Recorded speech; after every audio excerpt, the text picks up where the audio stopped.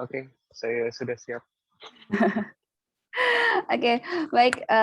Mohon izin teman-teman, Yandi dan juga semua yang hadir di sini, saya izin untuk memulai acara ya. Oke, Assalamualaikum warahmatullahi wabarakatuh. Selamat malam semuanya, selamat malam teman-teman mahasiswa program studi ilmu komunikasi yang sudah bergabung di kelas malam ini. Dan juga kita kedatangan dosen tamu, praktisi yang sangat dinanti gitu kan, karena waktu awal saya bilang mau ngundang Yandi Lorenz langsung banyak, wah yang bikin sore ya, yang bikin keluarga Cemara ya gitu kan, langsung semuanya pada apa namanya tertarik nih gitu kan, termasuk Bapak Ibu dosennya. Apa kabar Yandi? Kabar baik, Mbak Ade. Halo. Halo, sehat. Iya, lama nggak ketemu kan 2019 ya terakhir kita ketemu ya. Udah lama banget sebelum pandemi. Sehat. Sehat ya. Oke, saya juga mau menyapa ini sudah hadir bersama kita ada Bapak Ibu dosen dari program studi ilmu komunikasi, ada Bu Heidi, Bu Ratih, kemudian ada Bu Oktif ya, Pak Ahimsa, Pak Latif, Bu Dian. Terima kasih sudah bergabung dan sepertinya juga Bu Dian ini salah satu juga nanti yang sangat tertarik dengan serialnya web seriesnya Yani nih yang sore nih. Kayaknya banyak pengagum web seriesnya sore sepertinya yang datang malam hari ini. Juga terima kasih buat kehadirannya malam ini. Selamat datang di rangkaian acara praktisi mengajar series program studi ilmu komunikasi UPN Veteran Jawa Timur. Dan malam ini kita menghadirkan praktisi yang juga sutradara dan penulis film. Ada Yandi Lorenz yang hadir ke sini. Terima kasih Yandi sudah mau bergabung dengan kami. Dengan senang hati. Dengan senang hati. Kayak sibuk ya, kayak dari semester lalu ya sempat mau diajak ke kampus, kayaknya masih banyak proyek yang harus dilaksanakan ya, yang harus dibuat ya. Ya, baru saja selesaikan series panjang, jadi habis maraton lah rasanya. Habis maraton, berarti pandemi tidak menghalangi Yandi buat berkarya ya, berarti kita tunggu nih teman-teman ya, karya terbarunya dari Yandi nanti ya. Oke, ya saya perkenalkan dulu, walaupun mungkin beberapa teman-teman sudah cukup mengenal Yandi Lorenz. Yandi Lorenz adalah sutradara dan juga penulis film Keluarga Cemara, produksi tahun 2019 gitu kan. Penulis skenario adaptasi terbaik FFI 2019 ya. Kemudian film Keluarga Cemara juga meraih penyutradaraan berbakat film panjang karya perdana di Piala Maya 2019, kemudian juga skenario adaptasi terpilih 2019 dan film cerita panjang terpilih Piala Maya 2019. Kayaknya diborong ya Piala Maya 2019 kemarin. Kemudian kita juga mengenal Mas Yandi di web series ya, ada Sore, Istri dari Masa Depan tahun 2017, kemudian Mengakhiri Cinta dalam 3 episode tahun 2018, dan juga Janji di tahun 2019. Dan sebentar lagi Mas Yandi akan ada karya terbaru ya, yang akan muncul dan akan kita tunggu deh pokoknya. Oke. Ya, hari ini teman-teman kita akan membahas tentang creative product placement di digital platform ya, karena kita tahu memang beberapa web seriesnya dari Mas Yandi ini memang bisa dibilang ada product placement-nya tapi halus banget gitu kan. Nah, kita mau coba untuk bisa belajar untuk melihat tentang bagaimana creative product placement di digital platform, terutama di karya-karyanya Mas Yandi di web series. Oke.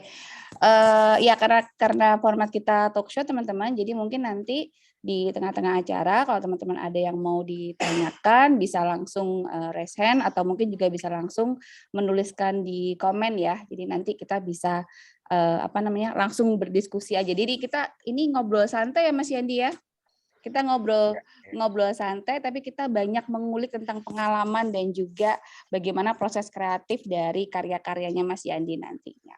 Oke, ya tadi di awal saya udah sebutin nih banyak web seriesnya, kemudian juga ada film panjangnya. Kemudian kalau bicara tentang film pendek, kayaknya lebih banyak lagi ya.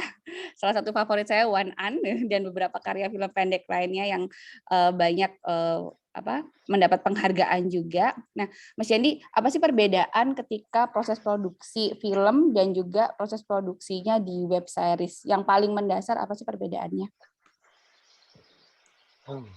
Yang pertama kita harus sepakat dulu mungkin bahwa kalau kita sebut itu web series, maka dia berarti mengacu pada sebuah series pendek biasanya ada di YouTube dan dibuat sebagai bagian dari marketing sebuah brand. Gitu. Jadi biar kita nggak tukar-tukar terminologinya. Kalau dia di platform kayak Netflix, Disney, Hotstar, WeTV, dan seterusnya banyak banget, kita sebutnya biasa OTT, over the top. Gitu. Jadi limited series. Nah, apa perbedaannya dari film panjang ke web series? Yang jelas mediumnya sudah beda YouTube, jadi kesadaran penyutradaran juga sudah harus ada dari awal bahwa ini penonton YouTube. Yang kalau mereka jenuh, mereka bisa percepat, mereka bisa skip, mereka bisa nonton dalam speed 2 kali lipat kalau mereka jenuh, gitu ya. Terus layarnya cenderung kecil karena handphone. Jadi ada kesadaran itu. Biasanya kalau saya bikin web series, pasti hal yang paling pertama saya lakukan kalau sebagai sutradara lebih banyak close up. Ya, karena penonton ya gimana mau lihat wajah pemainnya kalau dari layar handphone gitu. Dan penonton lewat laptop banyak tapi nggak sebanyak handphone. Dan yang kedua, tentunya karena kita bekerja sama dengan brand, jadi ada kepentingan lain selain menyampaikan pesan, menyampaikan statement, yaitu menyampaikan visi atau menyampaikan atau kita biasa sebut product placement. Jadi ada 2 hal yang biasa brand itu mau taruh di dalam web series saya. Yang pertama dia mau taruh produknya. Produknya juga terdiri dari ada yang penting eksis, ada juga yang produknya hadir tapi harus jadi hero buat protagonisnya. Misalnya karena minum ini atau pakai kendaraan ini, maka hubungan mereka dan seterusnya. Ada mau yang penting eksis saja, kita mau soft aja, itu juga bisa. Nah, tapi juga ada yang tidak kelihatan, intangible, itu visinya. Kalau teman-teman nonton sore, itu lebih kuat visinya daripada produknya. Yaitu apa? Bahwa setelah nonton itu, yang orang tangkap dari Tropicana Slim adalah, oh, seperti sore peduli pada Jonathan tentang kesehatan, Tropicana Slim itu peduli ya sama kita tentang kesehatan kita. Tidak hanya bicara tentang diabetes, semuanya. Menjaga gula hanya bagian tapi penting gitu dari menjaga kesehatan. Jadi product placement ada 2. Nah, bedanya apa kalau tadi tanya? Ya kesadaran medium beda. Yang kedua, kita bercerita tidak sendiri. Gitu. Brand itu adalah partner bercerita. Gitu. Jadi tidak hanya kita berharap kita cukup beruntung mendapatkan partner yang tepat, tapi pastikan kalau kita mau bikin web series dari awal, kalau mau ketemu dengan kalau mau product placement-nya itu soft atau enak ditonton, ya pastikan kita juga memilih klien yang punya visi yang sama. Biasanya dalam contoh-contoh tertentu ketika saya dapat pitching, saya tanya, kenapa mau buat web series? Kalau kliennya atau agensinya menjawab, karena kami ingin meningkatkan penjualan. Gitu. Meskipun saya kerja di film, ya saya sedikit banyak tahu gitu. Saya pasti bilang, aduh kalau meningkatkan penjualan jangan web series, karena itu aim-nya soft sell gitu. Mending buat sesuatu yang hard sell, TVC, atau sekalian strategi-strategi marketing yang lebih pragmatis. Misalkan membayar minimart kita agar rak display produknya klien ini dipindahkan lebih di depan. Kadang-kadang begitu lebih efektif daripada bikin web series. Jadi saya lihat dulu visinya, dan baru disitulah istilahnya kita kawin, membuat proyek bersama.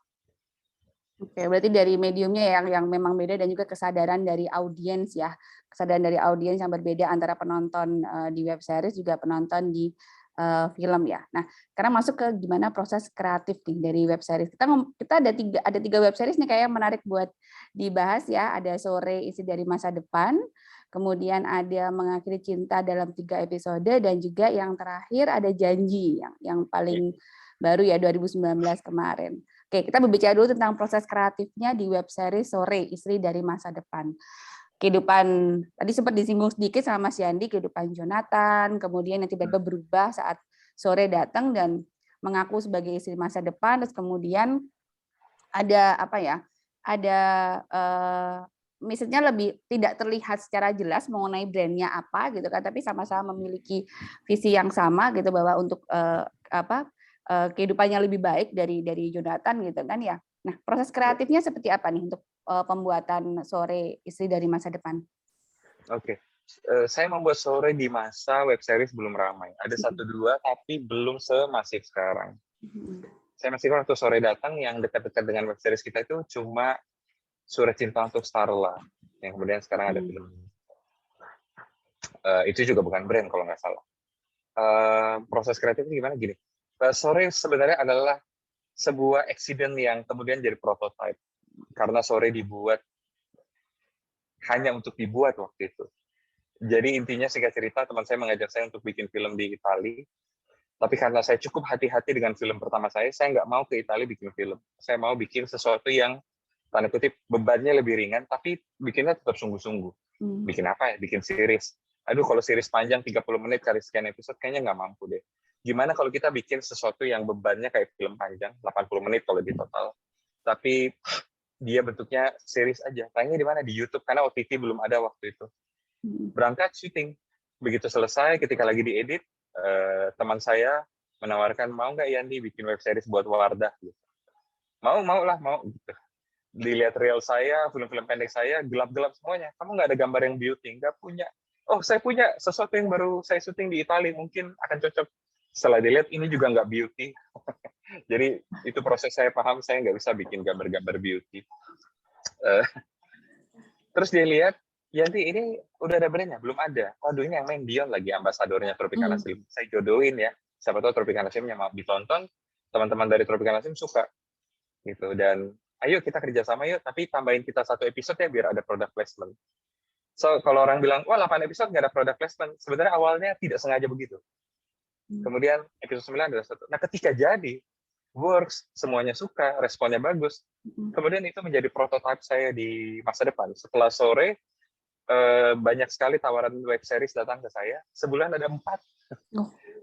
Dan tapi di masa itu, kalau teman-teman nanti lulus dan kerja di iklan, selalu kan ada klien, ada agensi, gitu. Di mana kreatifnya biasa sudah dikelola oleh agensi. Karena memang, sebentar saya tutup itu. Karena memang ekosistemnya seperti itu kan, klien mau memasarkan produknya, dia konsultasi sama agensi membuat strategi marketing. Kalau salah, outputnya bisa macam-macam, bisa baliho, bisa TVC, bisa web series, bisa product placement di film, di bioskop, gitu. Nah, teman-teman agensi semua sudah buat ceritanya, dan saya bilang ke teman-teman klien dan agensi tersebut, kalau teman-teman datang ke saya karena Sore dan berharap saya mengulangi kesuksesan itu, maka prosesnya juga harus sama, yaitu apa? Biarkan saya buat ceritanya sendiri, karena masih terbawa dengan metode TVC.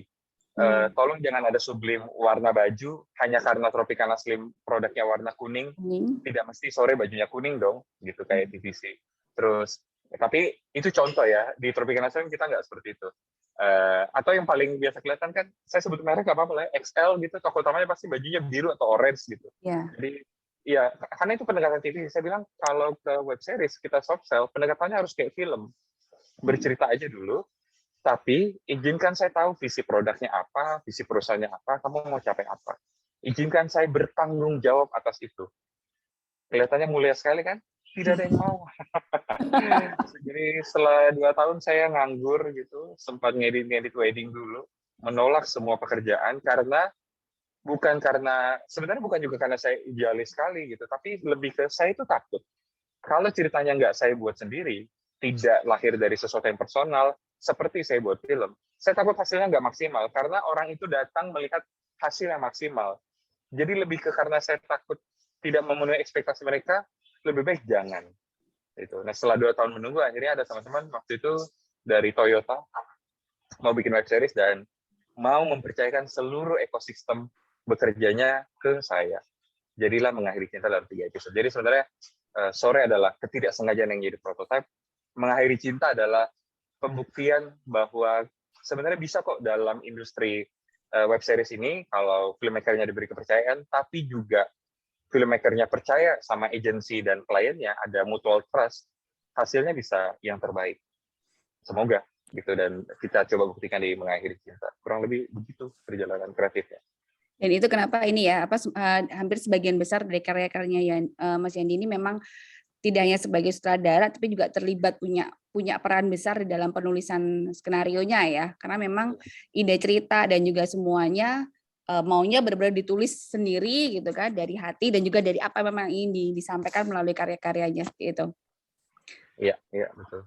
Oke, kalau tadi kan sempat disampaikan nih beberapa brand sempat tidak setuju ya ketika sutradara minta kebebasan untuk bisa mengembangkan ide kreatifnya gitu. Biasanya alasannya karena apa?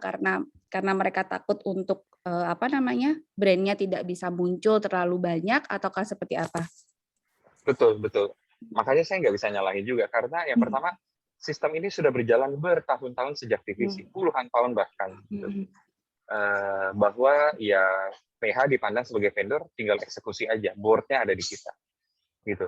Sementara ketika sekarang kita bicara web series, kita bicara tentang fiksi kan, tentang naratif. Maka metodenya harus lebih mirip bikin film, lalu ada product placement. Nah itu yang saya tawarkan. Jadi kalau kenapa mereka menolak? Yang pertama, sistemnya sudah bertahun-tahun begitu. Yang kedua, karena bertahun-tahun demikian, sulit memastikan kan, karena agensi bertanggung jawab atas hasilnya kepada klien. Jadi kalau saya ngerti sih, di posisi saya bisa teriak-teriak, percayakan sama saya. Kalau nggak bagus gimana? Iya, betul. Agensi mau pertanggung jawabinnya gimana gitu. Jangan-jangan kontrak mereka tahun depan diputus dan seterusnya. Jadi ketakutan atau kekhawatiran itu dapat saya pahami. Jadi mereka bisa ini juga ya, bisa ngontrol ya, mungkin itu ya, karena kalau misalkan terlalu leluasa diberikan kepada sutradaranya, maka kan khawatirnya ada hal-hal yang mungkin tidak sesuai dengan harapan mereka, dan itu tidak bisa untuk mereka paksakan kan, seperti itu. Nah, balik ke Sore ini, kan tadi dibilang bahwa Sore itu ketidaksengajaan gitu kan ya, tiba-tiba ketika sudah jadi gitu kan, dan butuh ada stok karya, ternyata bisa nih digunakan untuk bisa masuk brandnya, kalau nggak salah Tropicana ini ya, Slim Stevia ya. Iya. Ya, kan agak berbeda. Kalau Janji kalau nggak salah Tropicana Slim klasik kan ya. Iya, betul. Oke. Pada waktu itu ketika Tropicana Slim Stevia memilih untuk saya ingin memasukkan brand saya di Sore Istri dari Masa Depan, itu ada alasan khusus nggak selain secara keseluruhan bahwa memang film seri web series ini bisa memberikan gambaran atau memiliki visi yang sama dengan mereka? Karena di dalam premisnya saja itu sudah mengandung visi dari teman-teman Tropicana Slim sendiri, bahwa hidup sehat itu harus diupayakan, dan kita hidup sehat bukan karena takut mati, tapi karena demi orang yang kita cintai. Jadi sesuatu yang pas banget sama visi mereka. Itu mungkin yang membuat mereka merasa cocok. Juga secara kebetulan Diono Yoko waktu itu brand ambassador-nya. Jadi udah kayak jodoh. Iya, udah kayak jodoh ya, tiba-tiba satu brand ambassador-nya sama, terus kemudian juga visinya sama, ide ceritanya juga dari awal memberikan visi yang sama. Oke, kalau proses kreatif dari Mengakhiri Cinta dalam 3 episode ini ya Toyota Yaris ya. Iya. Oke, karena di Mengakhiri Cinta dalam 3 episode ini banyak sekali. Kalau ini saya ngeliat sih lebih terlihat lebih jelas ya dibandingkan dengan Sore dan juga Janji ya. Karena banyak sekali beberapa gambaran atau beberapa scene yang memang menampilkan adegan di dalam mobil, terus kemudian juga mobil melaju di jalan tol dan sebagainya, melihat bagaimana menariknya atau bagaimana produk itu sendiri atau brand itu sendiri terlihat jelas seperti itu. Proses kreatifnya seperti apa, Mas Yandi? Karena di sini tidak ada pihak Toyota, jadi teman-teman mungkin saya boleh ngeklaim bahwa ini bukan mau mengambil hati, tapi sejujurnya saya senang banget kerjasama dengan teman-teman Toyota dan agensinya Densu. Kenapa? Karena saya tahu di beberapa brand mobil lain ketika membuat betul-betul fiksi seperti ini, yang mereka titipkan sebagai product placement itu tagline. Dengan ini keluarga kita jadi lebih gini-gini gitu. Tidak gitu, itu harus jadi dialog, itu gimana. Nah, sementara kalau dari Toyota waktu itu briefnya sangat sederhana. Yandi, kita mau campaign Toyota Yaris, mobil buat anak muda. So please buatin kita sebuah cerita yang engage banget sama anak muda. Oke. Terus Yarisnya ngapain? Ya nggak ada, itu kendaraannya aja. Yang penting fiturnya kelihatan bahwa mereka bisa transmisi pakai tangan. Terus kalau miring mereka nggak turun gitu. Parkirnya ada sensornya. Kita cuma mau jadi bagian dari kehidupan anak muda. Sesederhana itu. Iya, oke. Barulah mulai mikir ceritanya. Oke, kalau mobil, space. Jadi ketika saya diberi kepercayaan seperti itu, saya juga bertanggung jawab terhadap brandnya. Jadi cara saya berpikir itu setengah filmmaker, setengah mikirin brandnya. Saya udah mulai mikir, saya harus buat cerita seperti apa ya, gitu. Kebetulan ada cerita lama yang saya udah simpen dan kayaknya itu cocok, gitu. Kayaknya ini cocok deh kalau dipakai di sekarang. Kenapa? Karena dia road movie. Jadi kalau saya product placement mobil dan fiturnya nggak akan terasa orang road movie, gitu ya kan? Orang lagi jalan. Terus yang kedua, romance gitu, cocok buat anak muda. Ya kreatifnya sederhana sebenarnya. Saya berpikir kalau road movie adalah cerita tentang perjalanan dari titik A ke titik B, sampai ke titik B, orang-orang di dalam kendaraan itu berubah jadi pribadi yang lebih baik atau pribadi yang lain. Romance kan, pria atau wanita itu saling suka, berusaha mendapatkannya, hampir gagal mendapatkannya, lalu bersama. Nah, kalau dia road movie dan romance, kira-kira bentuknya seperti itu, dan kalau mau buat sesuatu yang unik, saya coba balik strukturnya. Gimana kalau dimulai dari sudah sampai, gimana kalau dimulai dari mau putus. Gitu. Dan kemudian, director statement. Nah, apa yang menjadi pembeda mungkin director statement sih, Mbak Ade. Jadi, kalau saya memperlakukan, saya kemarin habis bikin video klip tenang, video klipnya Yura.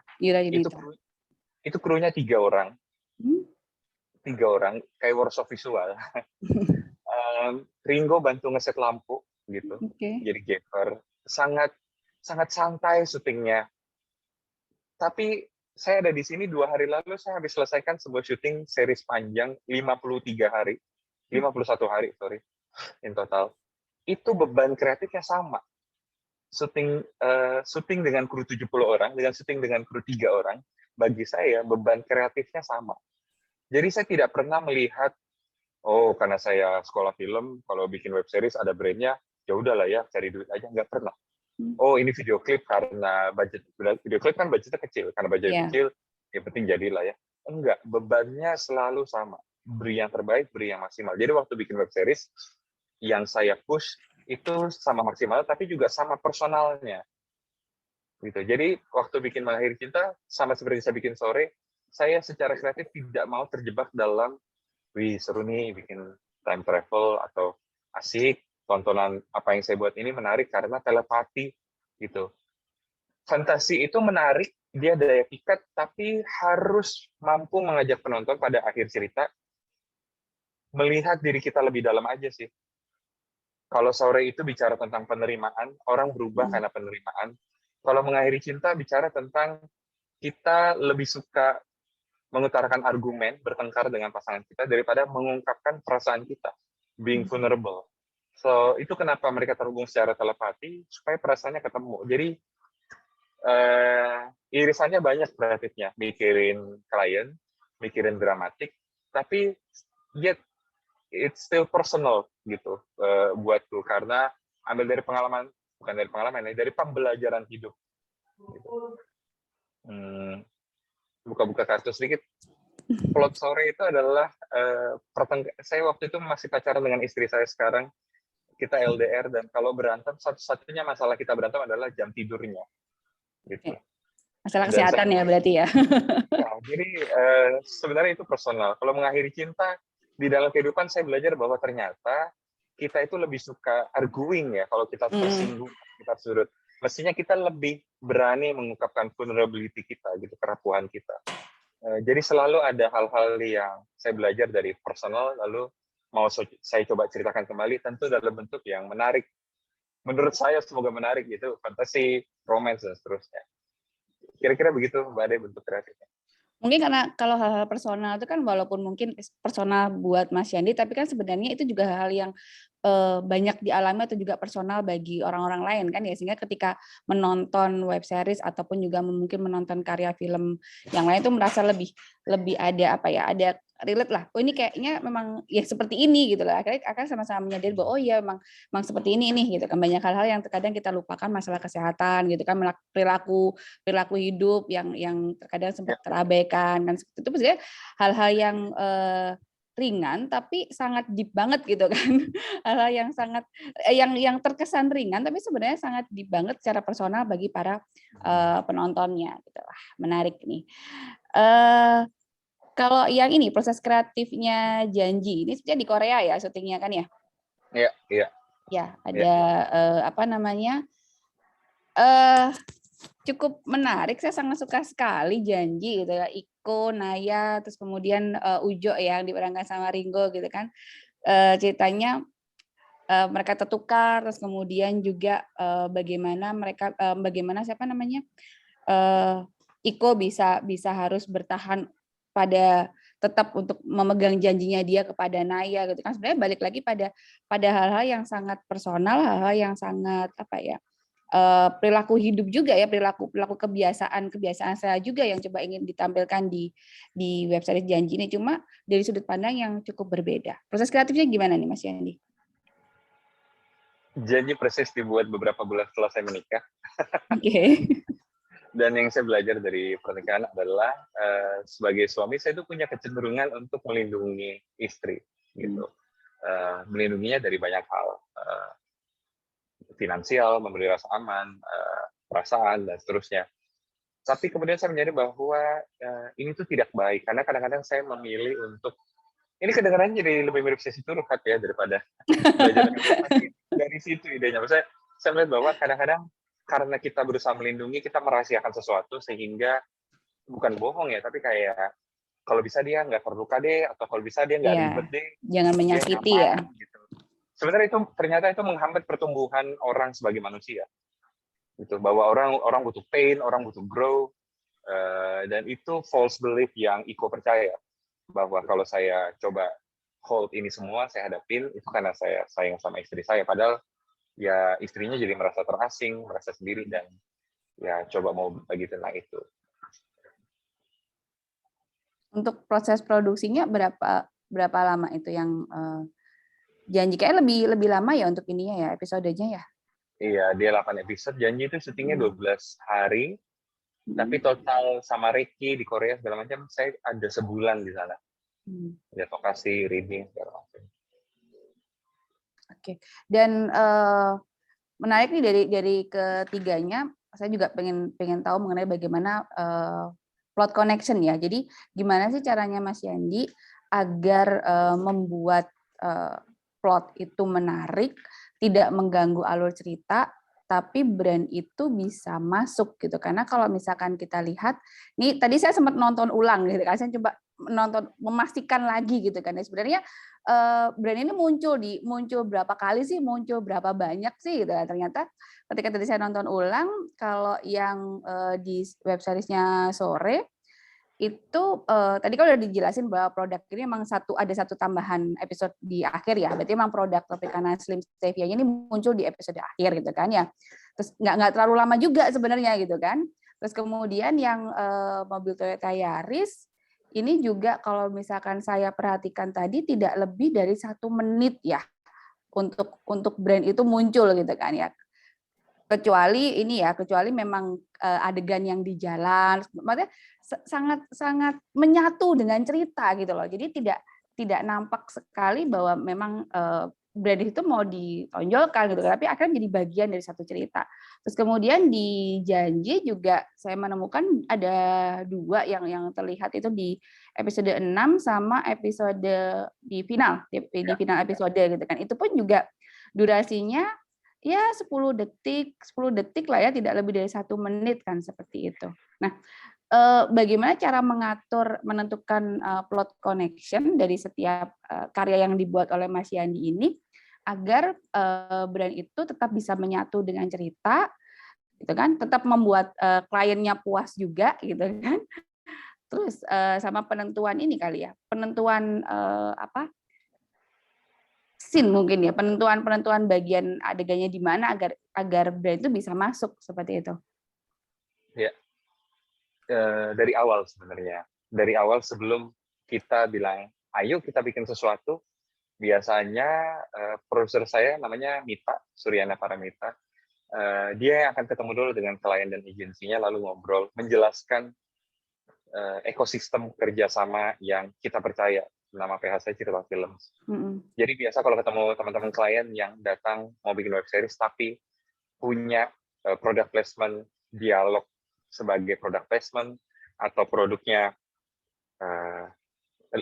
kelihatan kok biasa di board-nya. Misalnya produknya mau batch ini gitu. Kita mau batch ini digunakan sekian kali, lalu dibilang, pinjem batch lu dong gitu. Itu kita biasa udah, kayaknya jangan sama kita deh. Gitu, karena dia hard sell kan jatuhnya. Jadi dari awal sebelum ayo kita kerjasama, kalau dia dari awal memang sudah soft sell, dan belakangan seiring berjalan waktu, teman-teman yang datang ke kita juga sudah mulai kenal kayak kalau kita mau buat web series yang soft sell, kita ke Cerita Film yuk. Gitu. Atau kalaupun yang datang dengan hard sell, biasa kita jelaskan, kita biasanya buatnya seperti ini. Jadi deal di depan. Tapi ketika deal di depan, ketika udah masuk, saya akan menjadi seperti orang yang bekerja di perusahaan klien itu. Maksudnya, saya meletakkan hatiku sepenuhnya supaya produk itu terdeliver dengan baik, sama baiknya dengan ceritanya itu sendiri. Itu karena kita sudah satu visi. Jadi tidak ada perbedaan kepentingan. Gitu. Kalau produknya tidak tampil baik, harusnya saya sama pusingnya dengan kliennya. Gitu. Jadi itu bentuk kerjasamanya harus dari awal. Kalau sudah deal seperti itu, ketika saya generate cerita atau mengembangkan cerita, brand atau produk placement-nya sudah ada di hati saya sejak awal. Jadi kira-kira bagaimana ya supaya dia smooth, ya dikembangkan dari awal sudah tahu bersama. Tapi kalau secara teknis, shot, gimana adegan supaya smooth? Mungkin ada tips kecil, yaitu pastikan produknya itu adalah bagian dari dramaturgi. Misalkan Tropicana Slim, saya mau nuang gitu, ngobrol-ngobrol-ngobrol, ya jadikan bisnis act, dia nuang, gitu. Jangan, tunggu sebentar, aku mau Tropicana Slim, jangan begitu, pasti berasa beatnya kecolong gitu. Sensor parkir Toyota, berantem perjalanan, cara ngasih lihat tiba, mulai dari back shot, layar terus ada sensornya, pip, pip, pip. Kalau itu film, backshot itu tetap akan bisa saya pakai sebagai shot transisi bahwa kita sudah sampai. Itu cara unik menceritakan kita sudah sampai, ya, sensor parkir, sehingga orang jadi nggak bisa bedain ini tuh jeda antar scene atau product placement ya. Terus mau bikin fitur mobil matic, tapi kalau tanjakan berhenti langsung jalan, nggak ada mundurnya lagi. Ya, kita buat mereka lagi dalam perjalanan, tiba-tiba terima telepon harus berhenti. Selesai berhenti, mereka diam-diam harus jalan lagi. Ya memang secara shot, kalau tidak ada product placement itu, saya tetap akan buat seperti itu. Bisa nangkep nggak? Jadi ketika dia ada, ya orang jadi nggak bisa bedain. Shot ini tuh ada karena beat adegan atau karena product placement ya. Jadi sekawin itu dari awal penciptaan cerita, visi, adegan, sampai shotnya. Berarti sebenarnya nggak ada formula khusus ya untuk bisa menentukan script placement-nya. Misalkan, seberapa sering sih produk ini harus muncul, seberapa sering sih produk ini harus muncul di percakapan misalkan, ataupun secara visual gitu kan. Kalau di karya-karya Yandi kayaknya secara percakapan nggak banyak atau bahkan nggak ada ya. Gitu. Nggak ada ya. Kalau ada biasanya pasti nggak jadi kerjasama. Iya, makanya itu kan nggak ada kan ya. Jadi lebih ke visual kan ya, lebih ke visual. Berarti nggak ada ya kayak misalkan formula khusus yang nanti script placement-nya harus segini nih, harus ada pada episode ini, enggak. Berarti dari ide ceritanya dulu muncul gitu kan. Secara keseluruhan dulu plotnya jadi, baru nanti memungkinkan itu akan menjadi bagian dari transisi atau itu akan menjadi bagian dari salah satu detail scene gitu kan ya, kayak misalkan ketika dia menuangkan Tropicana Slim Classic kan juga itu bagian dari detail scene kan, ketika menuangkan di dalam cangkir latenya kalau nggak salah itu ya, dijanjikan ya. Ada salah satu contoh yang saya suka, saya nggak tahu kalian suka apa enggak ya, harusnya suka sih. Waktu saya buat S10 Samsung, kalau ada yang nonton, briefnya waktu itu Yandi bikin film pendek dong, temanya power of sharing. Waduh, dan harus berkutat di Ramadan. Waduh, apa nih sahur on the road, bakti sosial, sharing apa ya? Gitu. Terus power of sharing itu apa? Kita butuh product placement, sharing baterai, HP ke HP. Wah, gila, gimana nih? Gitu. Terus saya pikir, ya udah kerangka kreatifnya berpikir begini. S10 HP 15 juta. Yang beli orang urban nih pasti nih. Gitu. Apa ya? Apa yang di-share anak-anak muda atau 30-an tahun di umur segitu, apa yang mereka share ya? Coba pikir sesuatu yang di luar, lupain dulu deh Ramadan. Ramadannya saya simpen dulu. Karena Ramadan itu selalu membuat saya berpikir sahur on the road, bakti sosial gitu. Puasa bersama, ntar dulu. Terus saya singkirin. Oke, kita bikin sahabat ngobrol tentang kerjaan entrepreneur versus kerja kantoran. Itu kayaknya hot tuh di dunia umur segitu yang membeli estet gitu. Jadi kalau Mbak Ade dan teman-teman memperhatikan cara saya berpikir di titik ini, itu lebih mirip agency dan klien daripada filmmaker. Gitu. Baru habis itu saya karena pernah ikut seminar entrepreneur dan segala macam, saya tahu bahwa bagi saya director statement masuk director statement. Bagi saya tidak ada yang lebih baik dari manapun, mau entrepreneur mau kerja di orang, semuanya yang penting jangan wrong man on the wrong place.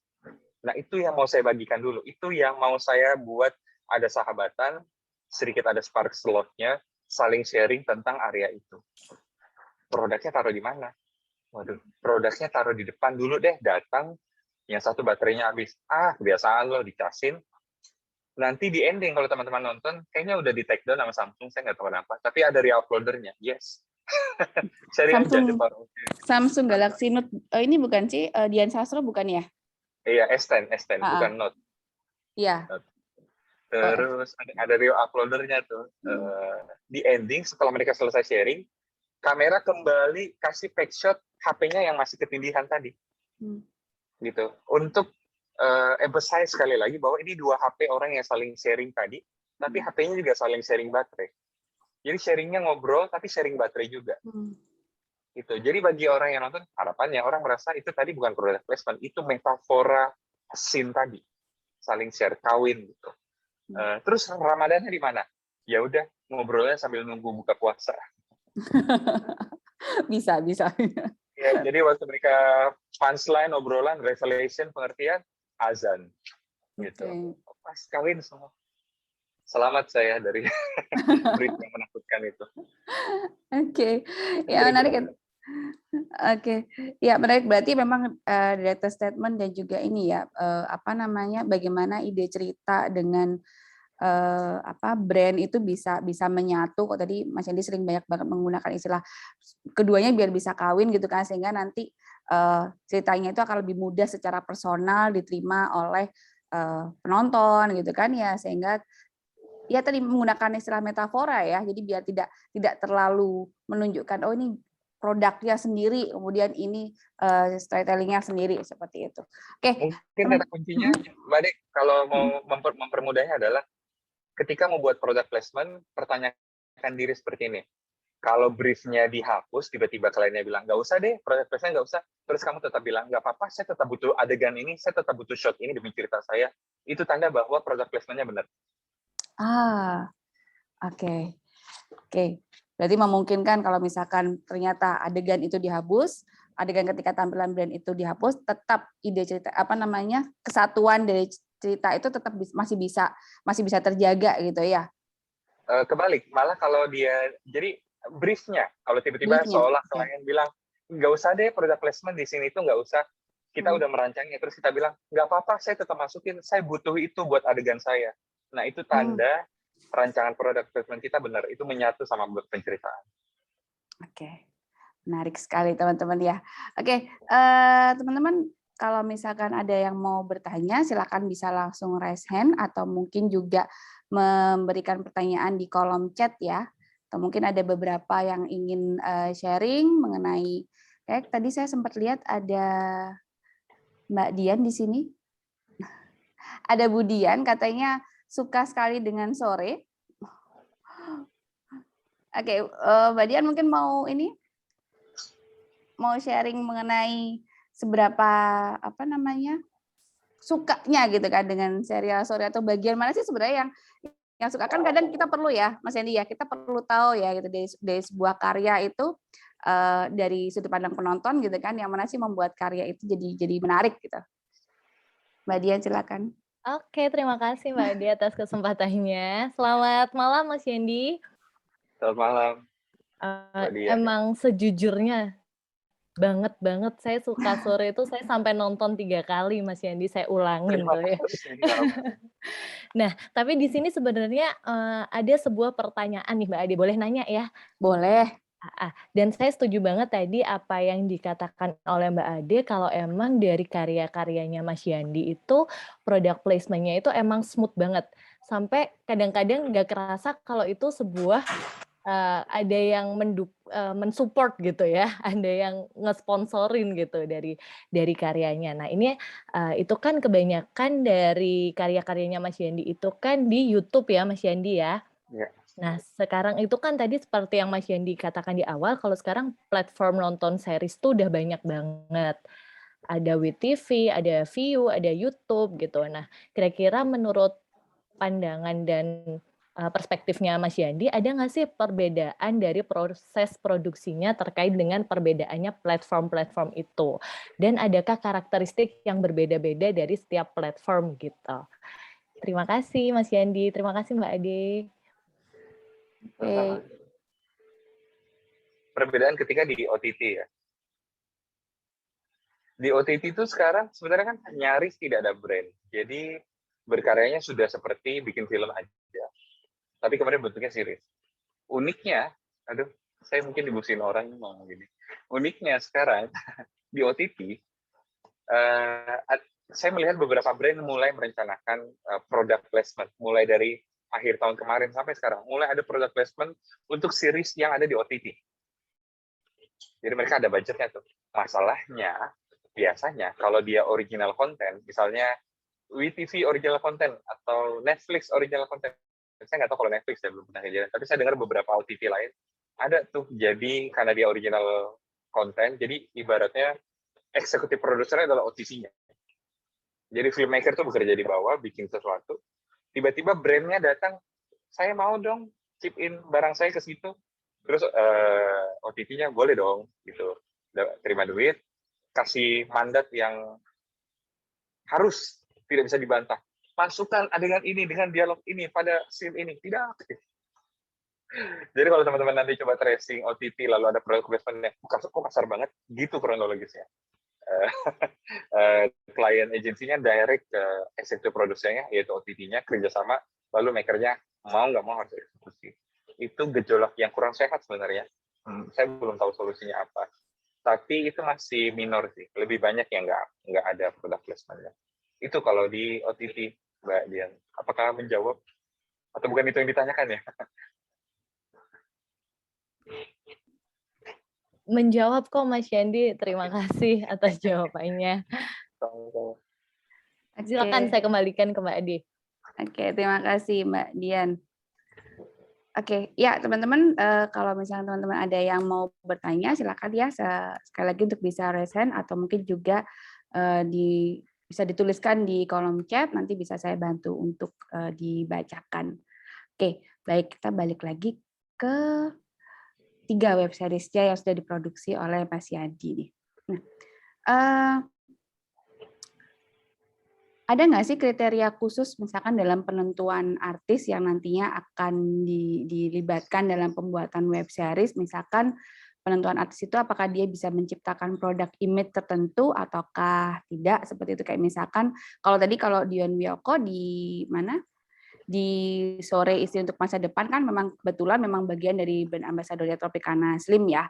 Tapi untuk dua karya lainnya seperti halnya Mengakui Cinta dalam 3 episode dan juga Janji, apakah ada kriteria khusus dalam yang ini Mas ini menentukan ini harus pakai ini nih, misalkan pakai Dion nih di Toyota Yaris karena memang Dion kan lebih sporty, terus kemudian suka dengan tantangan gitu kan, pasti kan akan suka sekali juga dengan adventure, karena kan kalau nggak salah masa-masa itu juga dia ada beberapa program TV yang memang ngomongin tentang adventure kan, seperti itu. Apakah seperti itu? Terus kemudian juga di mana serial di web seriesnya yang Janji, gitu kan? Kita lihat di Janji itu ada Darius, kemudian ada Widika, sama ada Ringo kan ya? Ya, betul. Ada nggak kriteria khusus dalam penentuan artis itu, kecuali mungkin di ini ya, di sore ya, gitu kan? Untuk yang dua web series yang lainnya ada nggak? Sebenarnya dia sama pentingnya dengan apa yang klien dan agensi butuhkan. Kalau dari pihak saya harus bisa acting. Jadi memang seorang aktor yang harus bisa acting. Tapi di saat yang sama, kalau dia bisa acting, tapi secara image dia opposite dengan image brand-nya, ya jangan pilih aktor tersebut. Mungkin nggak cocok aja kali. Misalkan kalau Tropicana Slim, ya produknya kesehatan, Darius, Widika Sitmore, Tika Bravani waktu itu, Dion, itu semua qualify sebagai image, paling tidak menurut mereka, sebagai dari sebagai image untuk produk dengan visi hidup sehat. Tapi bagi saya, irisan mereka bisa acting juga checklist. Gitu. Dan juga sebenarnya ada look. Kalau bikin cerita, look aktornya tepat nggak ya buat ceritanya. Jadi biasanya kalau dari awal project itu datang dan iya kami punya brand ambassador, tapi brand ambassador kami bukan aktor, kita mau bikin web series. Pertanyaan saya pasti biasanya, kalau bikin web series tapi yang main bukan brand ambassadornya, mungkin nggak? Wah, nggak bisa Mas Yandi, harus dia. Iya, pasti akhirnya proyeknya nggak jadi. Karena, lo gimana kita mau bikin fiksi, tapi kalau nggak bisa acting, followernya banyak sih. Tapi kalau nggak bisa acting kan, nanti nggak achieve. Mending bikin TVC atau yang lain. Oke, jadi ya kayak misalkan Darius kan memang kita tahu presenter olahraga ya, jadi memang apa namanya berkaitan dengan kebugaran itu masih menjadi satu hal yang jadi perhatian seperti itu ya. Betul, betul. Jadi balik lagi kalau memang misalkan tidak sesuai dengan apa namanya konsep awal ya, itu dia mending nggak kerjasama gitu nanti. Iya, makanya selalu bilang istilah kawin tuh karena memang di awal kayak PDKT-nya seperti orang mau menikah, dicek dulu visinya segala macam, karena begitu nikah second kontrak nggak bisa mundur kan, nanti nyesel. Iya betul, dan daripada membuat karya tidak nggak sesuai dengan ini ya, dengan apa namanya apa yang ingin disampaikan, tadi juga seperti singgung mengenai director statement-nya gitu kan, mending nggak usah, karena karya itu adalah bagian dari apa ya, bagian dari ya tadi bagaimana kita menyuarakan sesuatu hal, ide kita, pemikiran kita gitu kan, satu hal tertentu. Tapi hasilnya kita sebagai maker frustasi, kliennya juga frustasi. Iya benar, karena sama-sama memaksakan gitu kan. Betul. Jadi mending dari awal klop dulu, dari awal udah apa namanya ada kesamaan dulu baru setelah itu baru setuju. Ya, oke, orang tua juga harus setuju, semua keluarga laki perempuan juga harus setuju semuanya gitu kan, tim harus setuju. Betul. Oke, Mas Yudi sudah ada yang resen, ada Mbak Rati, ada Bu Rati nih salah satu dosen dari ilmu komunikasi juga. Silakan Mbak Rati. Terima kasih Bu Ade. Selamat malam Mas Yandi. Saya panggilnya Mas aja ya. Ya, selamat malam Mbak. Sejujurnya saya menggunakan web series sore ini sebagai salah satu tesis saya dulu Mas. Jadi saya lulus S2 karena web seriesnya Mas Yandi nih. Saya penelitian. Ya ampun, terima kasih. Pakai web seriesnya Mas Yandi. Jadi saya meneliti gimana sih pengaruhnya web series ini pada behavioral intention-nya. Jadi kecenderungan perubahan perilaku. Dan hasilnya menunjukkan bahwa orang-orang tuh ternyata terinspirasi untuk hidup sehat loh dari web seriesnya Mas Yandi. Bahkan beberapa memang mungkin karena ada pengaruh lain juga sih, tapi salah satu pencetus utamanya adalah karena web seriesnya Mas Yandi itu yang sore. Pertanyaan saya, apakah ada sisi-sisi psikologis yang dipertimbangkan kemudian ketika Mas Yandi melakukan atau mengambil product placement tadi, misalkan ditempatkan di posisi ini atau di ending. Kalau di sore mungkin itu di akhir karena tuntut ketidaksengajaan ya. Tapi kalau untuk yang lain, apakah ada pertimbangan dari sisi-sisi psikologis kenapa ditempatkan di poin ini atau di scene ini seperti itu, biar bisa reach ke audiensnya. Terima kasih. Sama-sama. Kalau Tropicana Slim biasanya saya dan teman-teman dari Tropicana Slim itu sepakat bahwa kita mengupayakan produknya muncul di saat yang tepat. Apakah saat yang tepat itu saat di mana ada revelation, ada pemahaman baru, ada pengertian, ada pembelajaran baru dari karakternya, atau karakter itu berubah jadi pribadi yang lebih menarik. Tapi bisa juga satu pendekatan di mana product placement itu terlihat seperti bagian dari kehidupan. Jadi kita tidak emphasize dengan cara, kita tidak menggarisbawahinya supaya itu justru terasa.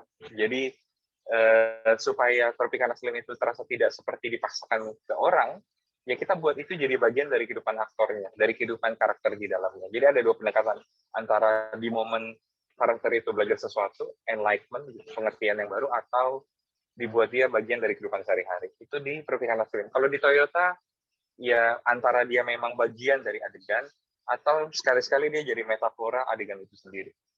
Gitu. Tentu jangan semua metafora, nanti melelahkan nontonnya.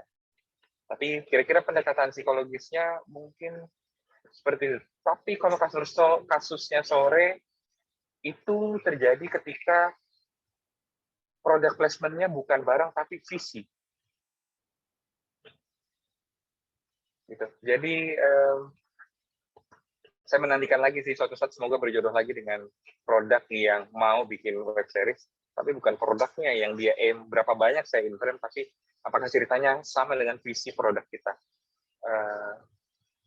Beberapa temanku bilang nonton sore rasanya seperti dipeluk gitu. Kayak kita bisa merasa Tropicana Slim, kenapa dia suka, karena itu saya bukan muji-muji mereka ya, tapi mereka saat mereka bekerja, mereka memang tulus berharap konsumen mereka itu hidup lebih sehat. Kalau nanti jalan-jalan ke kantor mereka di Jakarta, itu di kantornya semua hidup sehat. Naik tangga berapa step, tikungan tuh ada cemilan. Cemilannya apa? Pisang, Sun Pride, gitu. Terus kamu kalau pesan KFC, KFC-nya itu masuk ke pantry mereka, begitu ke meja makanmu, kulitnya nggak ada. Dikulitin, dibuang kulitnya. Aja. Sesehat itu kantornya. Jadi waktu mereka bekerja, mereka bikin sesuatu setulus itu. Nah, kebetulan kawin sama statement-nya sore. Jadi, why it move people, mungkin karena visinya kawin sama ceritanya, bukan produknya. Ya. Kira-kira demikian. Oke. Saya boleh nambahin dikit nggak, Mas? Nanya lagi nih. Silakan. Kira-kira kemudian feedback-nya dari Tropicana Slim untuk akhirnya membuat series yang kedua tuh gimana, Mas? Berarti memang sudah ada pembuktian bahwa yang web series yang pertama sangat sukses, kemudian dilanjutkan dengan web series yang kedua, atau bagaimana, Mas Yandi? Iya, setelah 2 tahunan lebih, 5 tahunan, mereka kontak lagi, bikin lagi yuk, gitu. Karena mereka memang strategi kampanye-nya tusuk beda-beda. Jadi beberapa tahun mereka hard sell, beberapa tahun mereka akan TVC, beberapa tahun mereka akan penyuluhan, nanti mereka akan drama lagi. Jadi, dan ketika mau drama lagi, ya syukurnya mereka masih percaya, jadi ngontak lagi.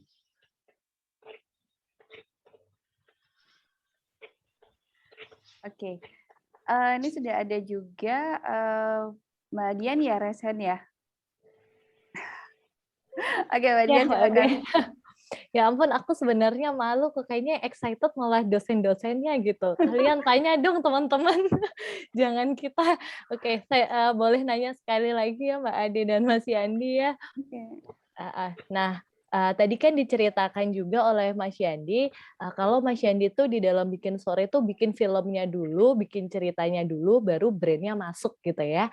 Nah, kira-kira setelah ada brand masuk ini, Mas Yandi melakukan research lagi nggak sih supaya tepat sasaran atau tepat dengan target marketnya brand tersebut gitu? Dalam kasus sore sudah nggak riset lagi karena waktu mereka lihat episode 1-8 ya sudah cocok, anak muda, romance, sesuai visi.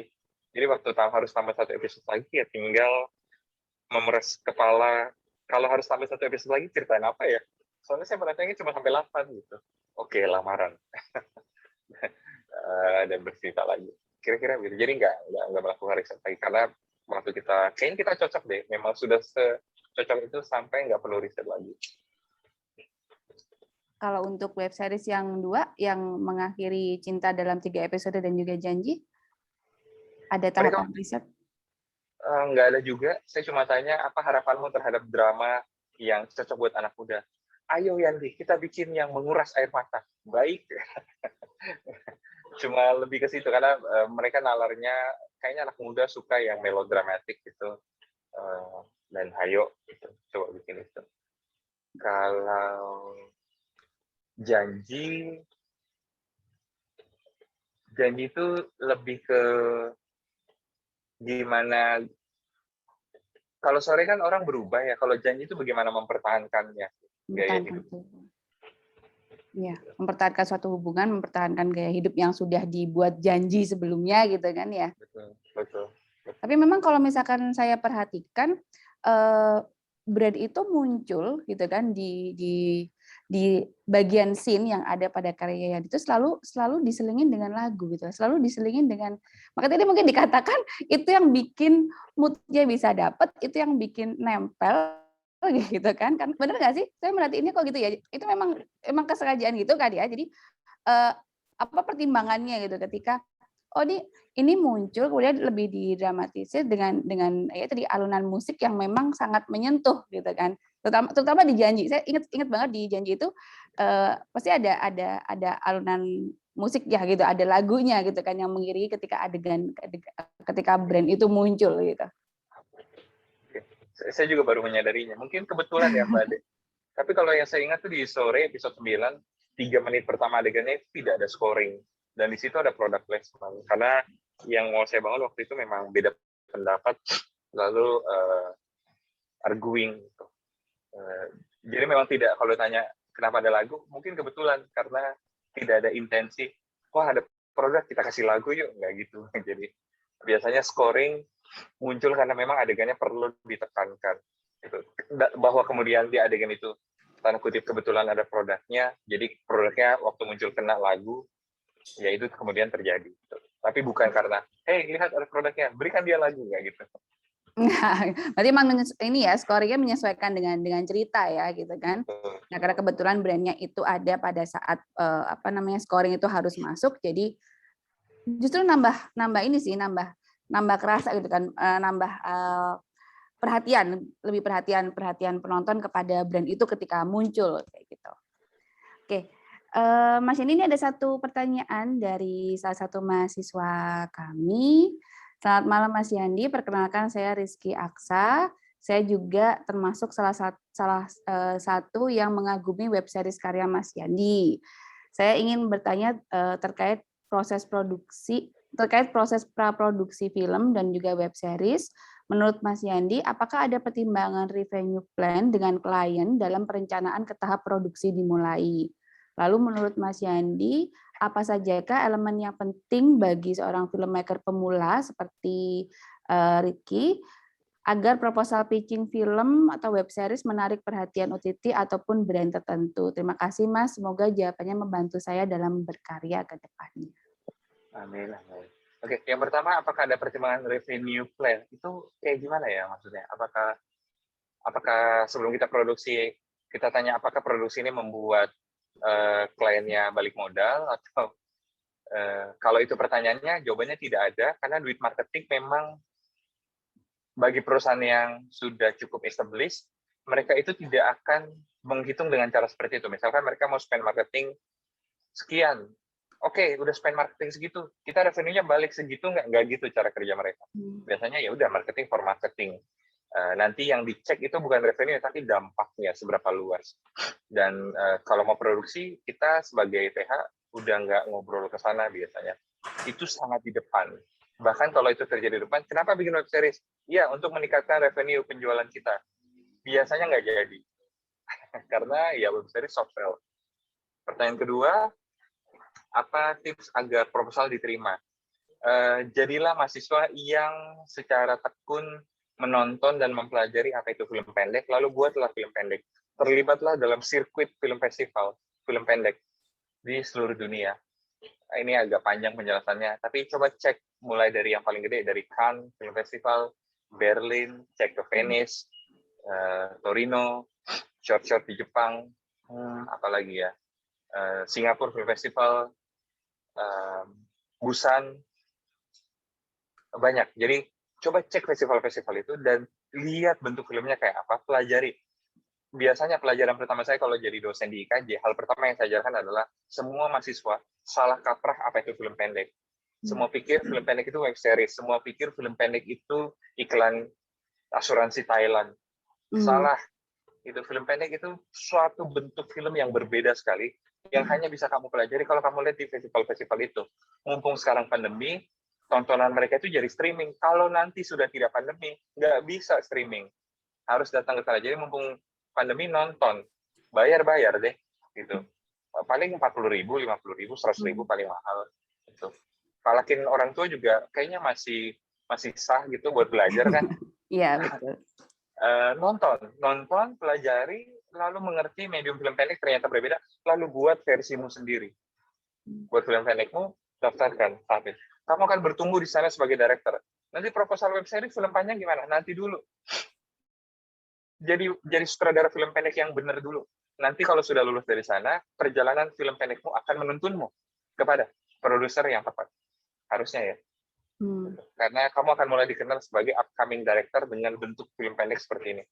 Sebaliknya, kalau dari sekarang kita sudah mikirnya, saya mau lulus bisa web series, bisa apa segala macam, nanti kamu kehilangan jati diri. Kenapa? Karena web series itu orientasinya dari awal tetap, kalau saya buat tetap bisa personal, tapi kalau teman-teman lihat cara saya berpikir, yang saya pikirkan apa? Brand, klien, penonton, tetap bawa personal terakhir. Sehingga web series itu tidak jadi model yang baik buat kita bertumbuh sebagai filmmaker. Di tahap filmmaker awal, sebaiknya bikinnya film pendek. Film yang tidak ada tuntutan apa-apa. Cuma ada kamu dan alasan kamu kenapa bikin film. Semurni itu.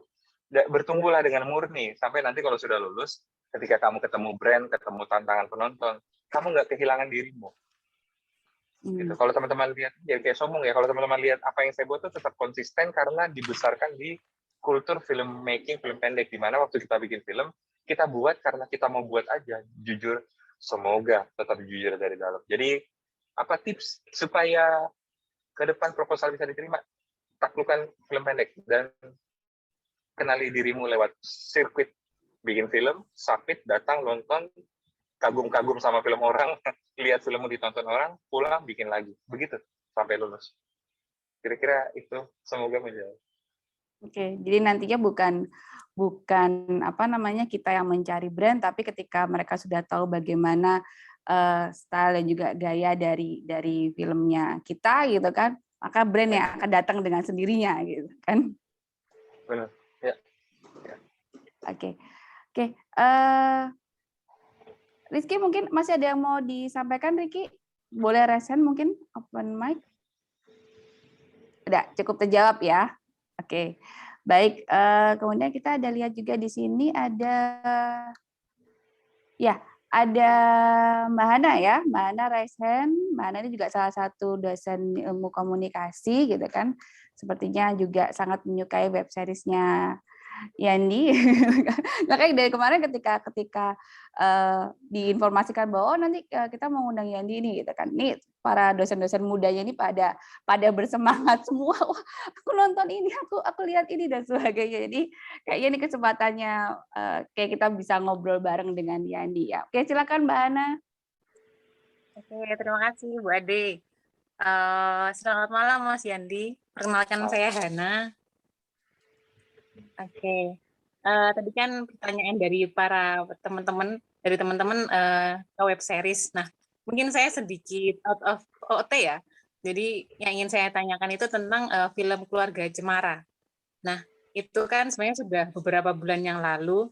Tapi jujur saya suka banget sama film itu gitu, film Keluarga Cemara, Ringo, Nirina Zubir dan lain-lainnya gitu. Nah, ada banyak sekali adegan yang menurut saya sangat menyentuh dan saya ada beberapa yang akhirnya saya menangis juga gitu, yang adegan ada kue yang buat Zaranya, terus yang ketika adiknya Zara itu dia takut ketika Ringonya marah. Pokoknya banyak sekali yang maksudnya menyentuh saya gitu. Nah, yang menurut saya sangat berkesan itu ketika setangkap saya sebagai penonton itu di film Keluarga Cemara itu tidak ada peran antagonis yang dominan gitu. Maksudnya kan kadang film itu ada yang jahat dan ada yang baik. Nah, entah kenapa setangkap saya itu di film Keluarga Cemara itu nggak ada yang benar-benar jahat gitu.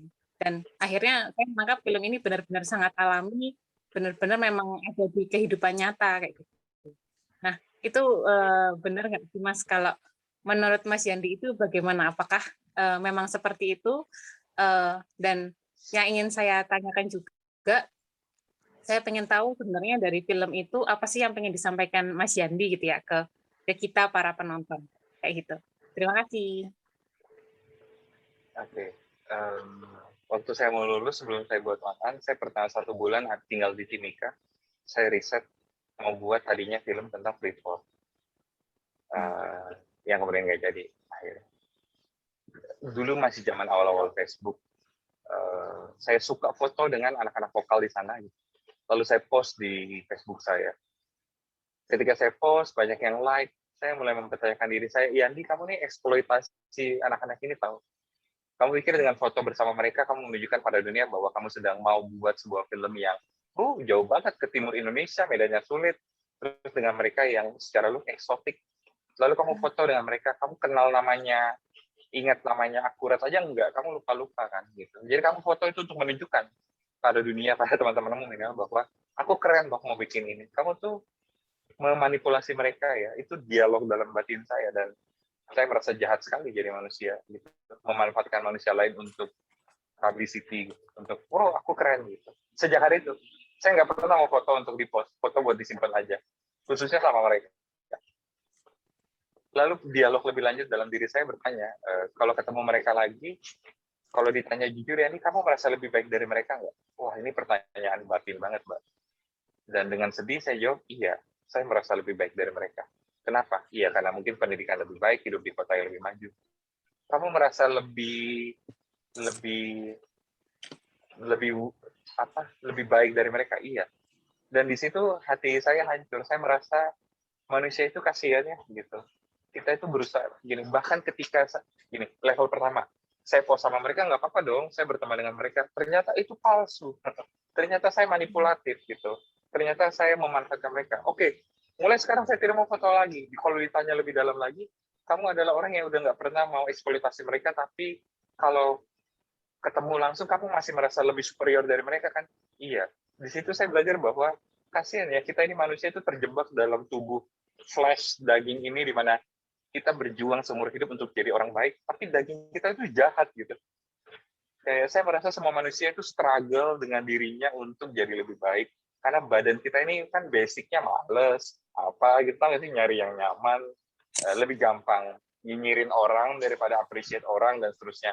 So di situ timbul belief bagi saya bahwa kayaknya nggak ada orang yang benar-benar jahat ya. Adanya orang kalah dalam pertempuran itu karena situasi, karena apa segala macam.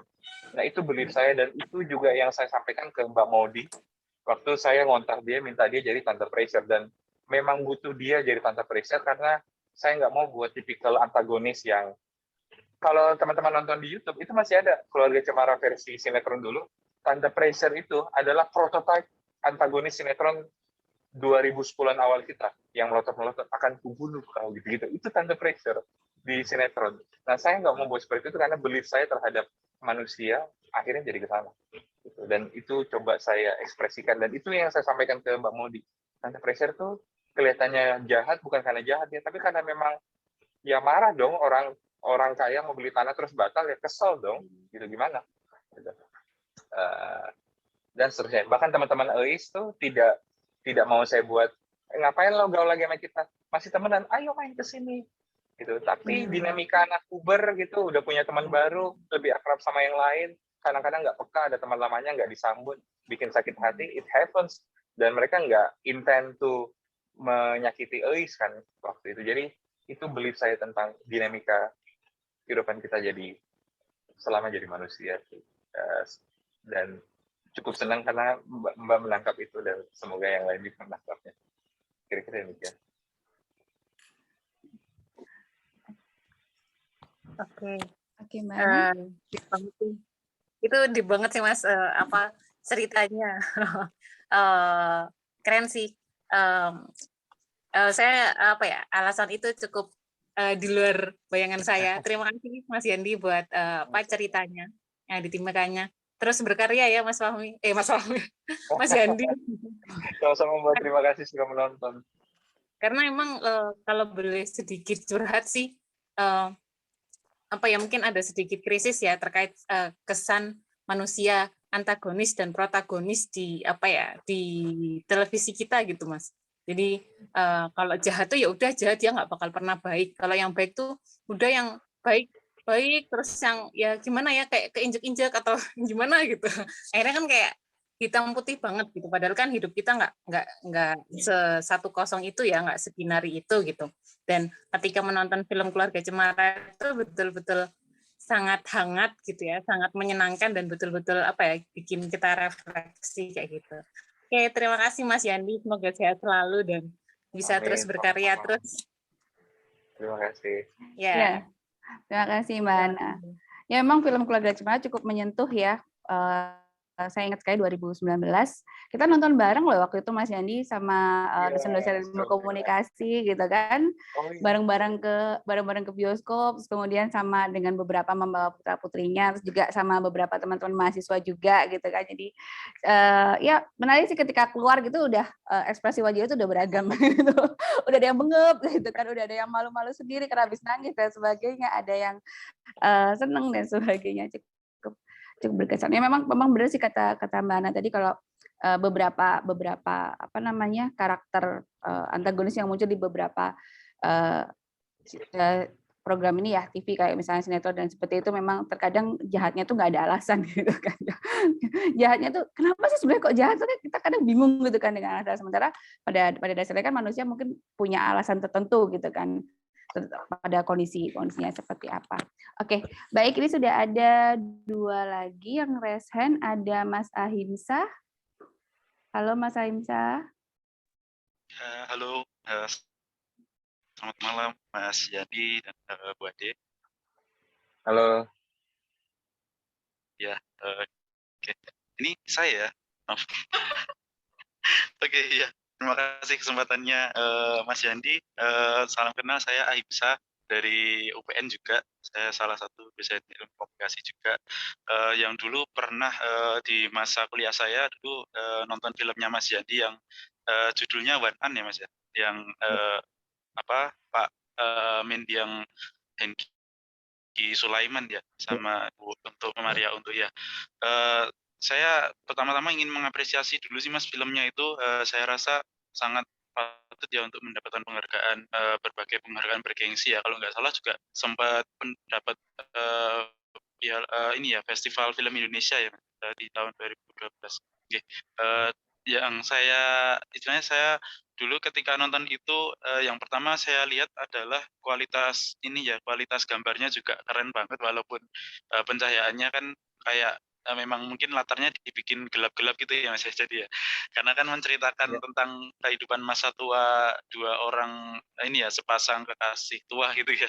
Jadi dan mungkin terlepas dari apa ya namanya, pemerannya adalah Mendiang Hengki Sulaiman, yang mana beliau kan memang sering bermain film ya Mas ya. Jadi mungkin tidak diragukan lagi aktingnya, sangat bagus juga, dan Bu Maria Untu ya.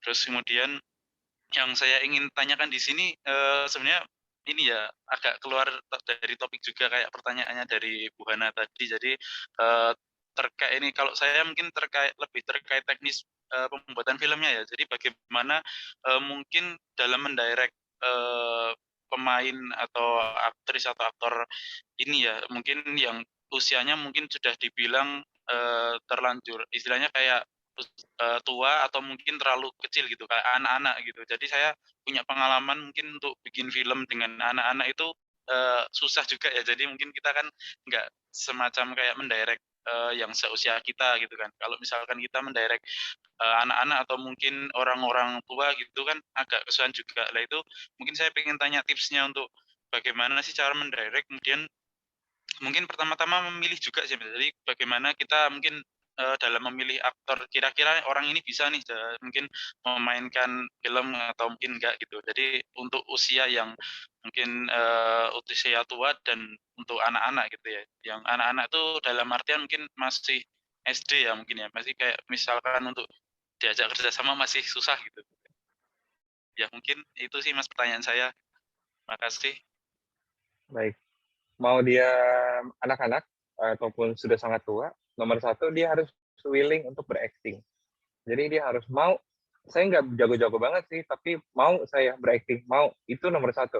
Kalau hari syuting masih, aduh jangan aku dong, aku malu, selesai itu produksi pasti. Jadi yang pertama, ini saya bicara aktor maupun non-aktor ya, jadi dia mau banget, punya willing yang kuat banget. Yang kedua, kalau dia sudah usia lanjut, terus dia aktor, tidak ada masalah, berarti profesional sekali. Tapi kalau dia non-aktor gimana?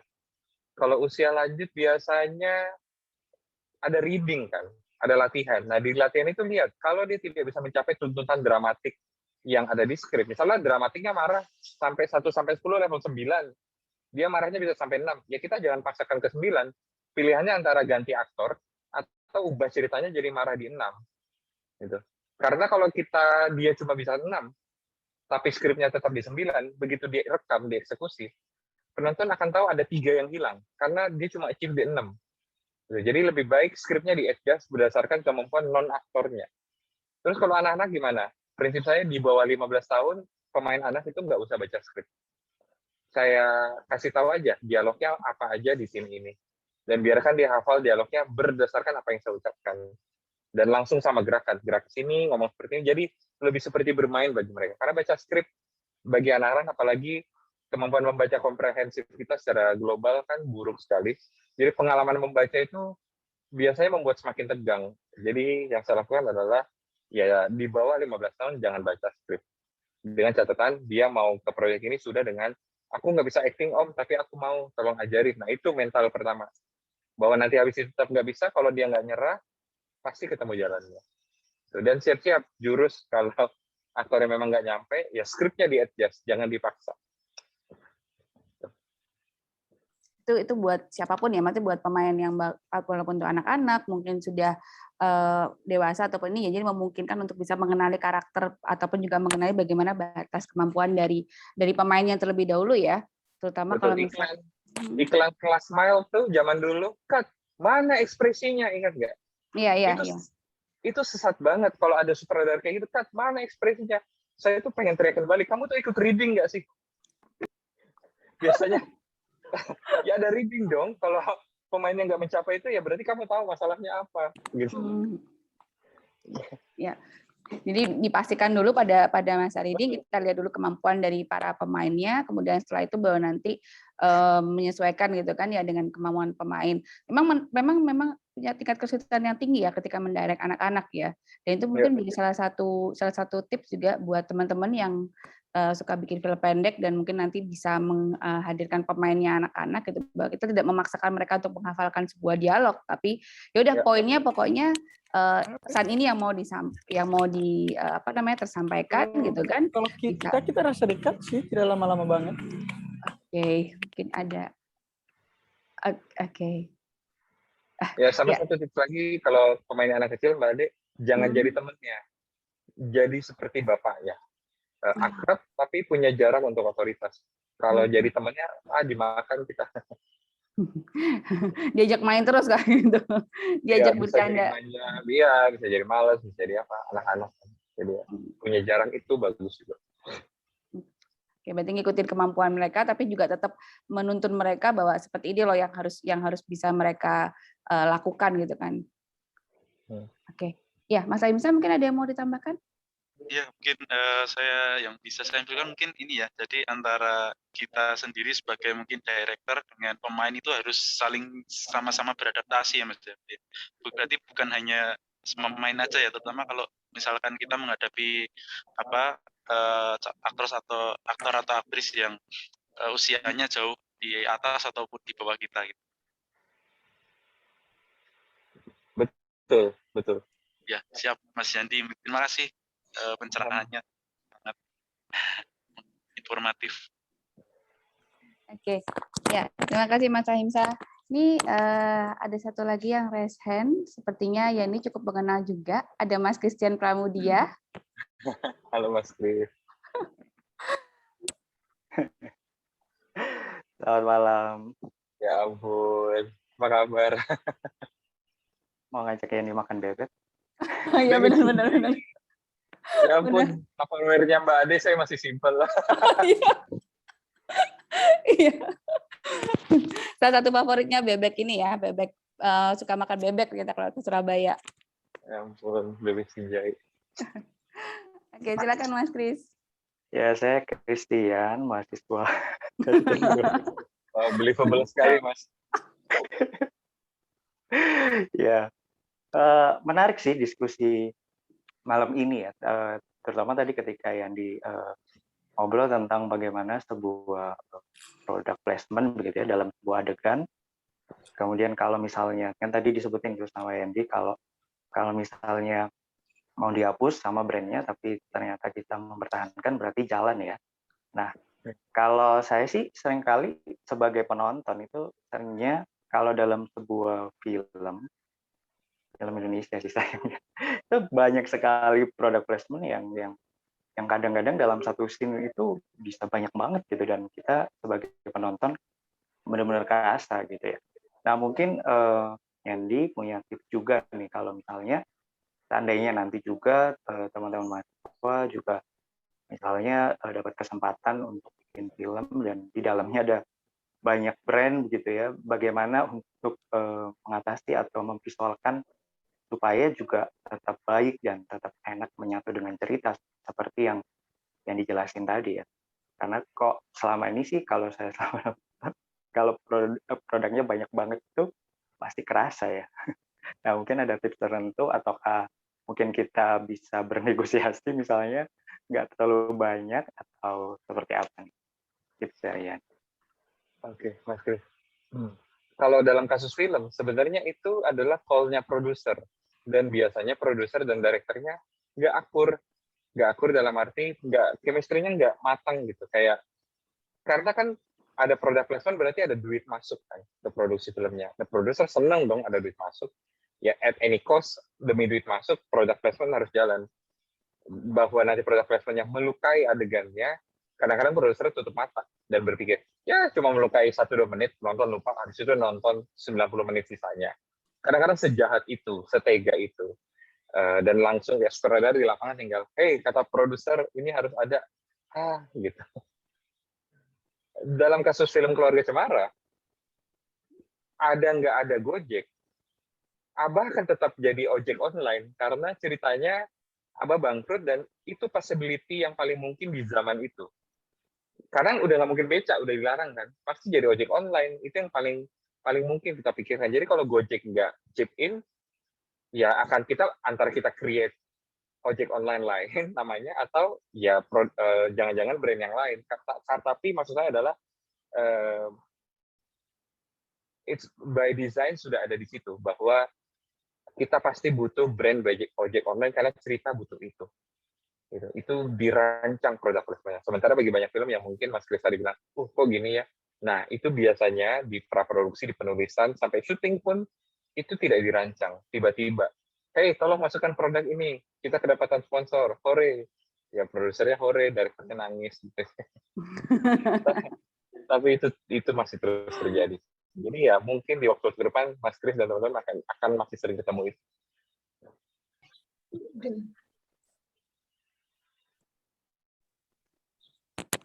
Jadi kita harus beradaptasi gitu ya.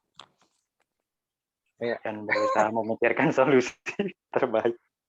Sebagai filmmaker, yang bisa saya lakukan sih Mas Kris di PH saya cerita film, kayak kemarin kita baru syuting series, H-3 H- seminggu sebelum proyek kita selesai, ada brand mau masuk. Saya nggak bisa sebut namanya karena nggak jadi. Tapi permintaannya harm atau melukai cerita. Ya kita akhirnya melepasnya dengan air mata karena duitnya banyak tapi begitu ya udah. Gitu. Jadi yang bisa saya lakukan sebagai maker ya harmonis dengan produserku, sama-sama jagain produknya, ceritanya maksudnya. Yang bisa dilakukan penonton bersabar sampai perubahannya terjadi.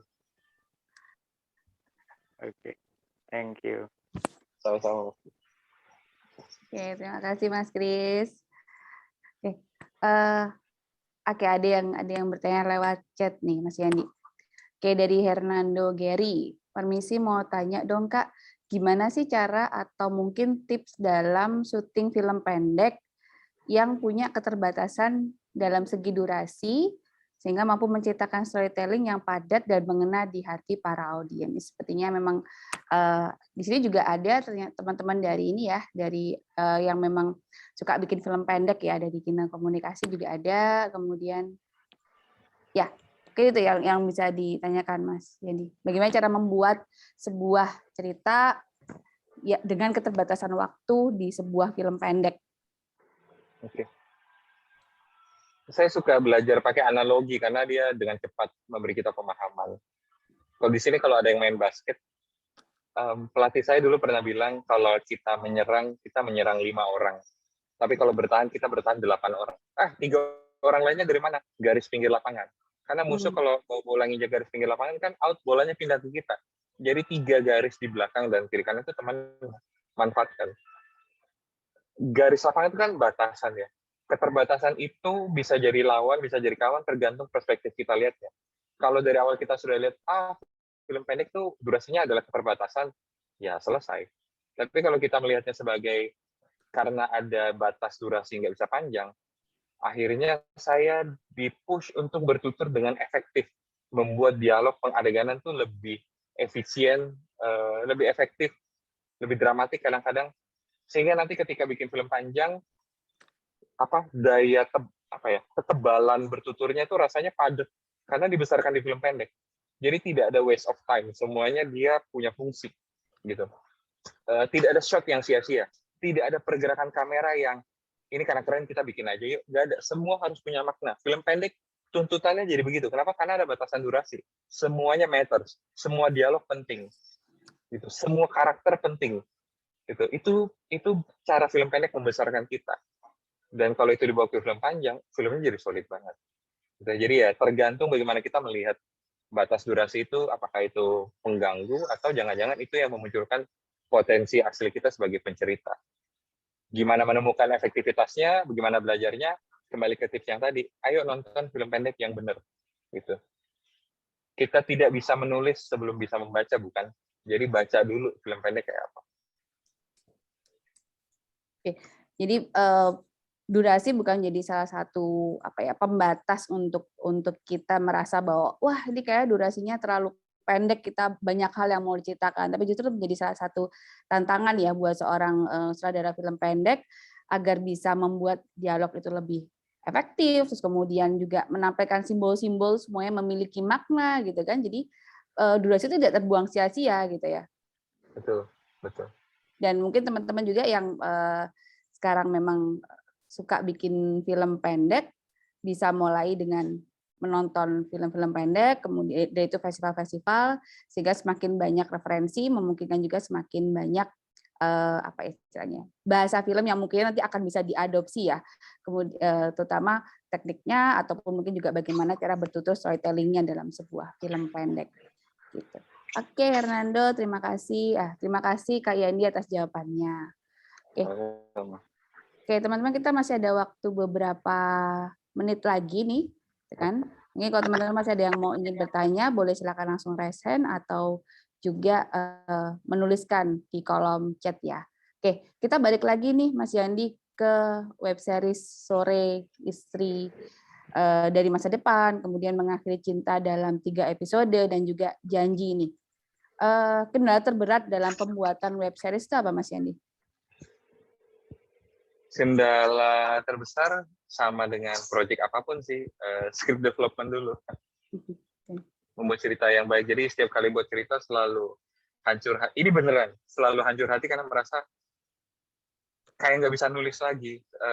Menemukan ide yang kita rasa bagus tuh butuh waktu untuk kita kembali vulnerable dan supaya bisa jujur. Jadi itu proses yang menyakitkan tapi nanti pengen lagi. Itu yang paling sulit sih, selalu developing. Script development-nya ya. Terus kalau secara teknis untuk bisa memberikan penggalan-penggalan dalam web series? Kan itu kan butuh ini ya, butuh apa namanya, ekstra perhatian khusus ya, agar keterkaitan antara satu episode dengan episode yang lainnya itu bisa menarik dan juga membuat penonton itu akan menunggu gitu kan episode-episode yang selanjutnya kan.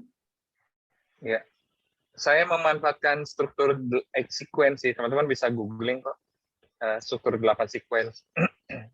Ya kalau di 4 episode, satu episode mengandung 2 sequence. Kalau di 8 episode, setiap episode mengandung 1 sequence. Dan satu sequence layar lebar biasanya 10 sampai 12 menit, yang mana itulah rata-rata durasi web series saya. Jadi strukturnya saya memanfaatkan sequence itu, Mbak. Oke, pakai formula struktur 8 sequence. Betul.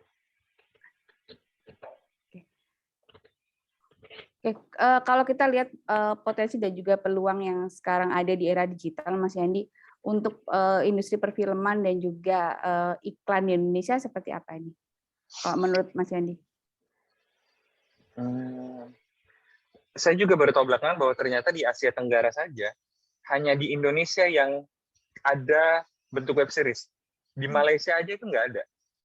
Di Thailand juga cuma iklan-iklan pendek itu. Web series itu happening-nya di kita aja ternyata. Jadi ya dinamikanya bisa sangat unik sih. Tapi lepas dari itu, ini harapan buat kita semua sebagai calon filmmaker, karena saya nggak kebayang kalau kita lulus 10-20 tahun yang lalu, pilihannya kan cuma kalau nggak TVC, film panjang. Sekarang ada web series, ada film pendek buat OTT, ada omnibus, banyak banget. Jadi ya gimana bentuknya sebenarnya menimbulkan banyak harapan buat kita sebagai calon filmmaker. Oke, ada harapan baru, medium baru ya bagi kita untuk bisa berkarya, nggak cuma sekedar di TVC ataupun juga di film ya, tapi dengan ada era digital ini semakin banyak medium bagi kita untuk bisa memilih bagaimana format yang menarik, yang sesuai dengan ide cerita yang mau kita sampaikan ya, seperti itu. Betul Mbak.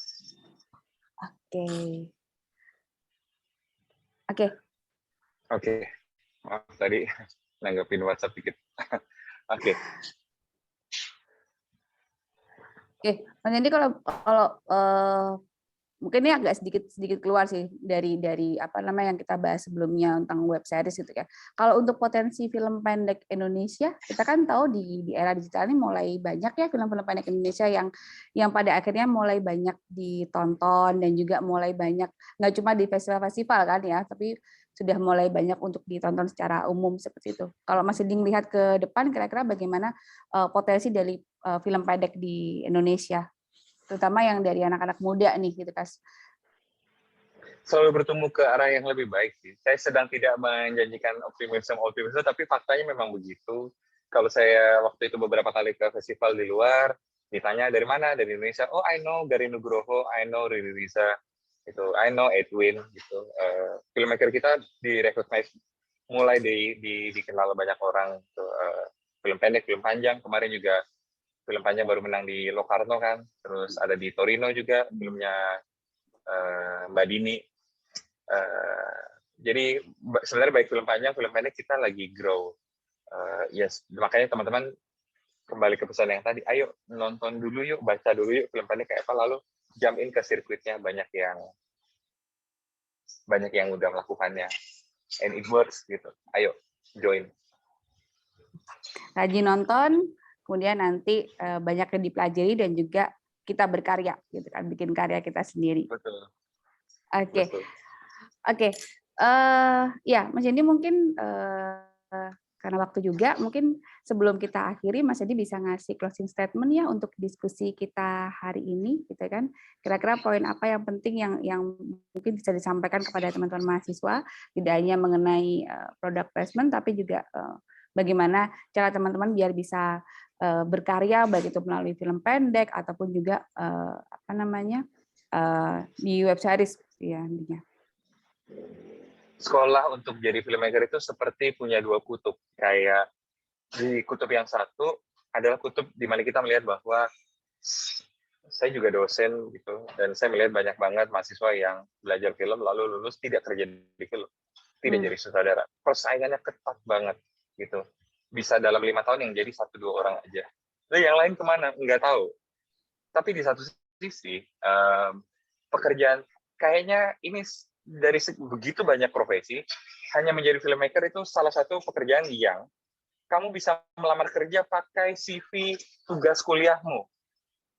Jurusan kuliah mana yang CV itu terhitung sejak kuliah? Ya salah satunya filmmaking. Saya nggak tahu yang lain ada apa enggak gitu. Tapi film pendekmu semasa kuliah itu bisa loh jadi CV-mu untuk saya mau jadi director. Saya pernah ngedirect ini, tunjukin.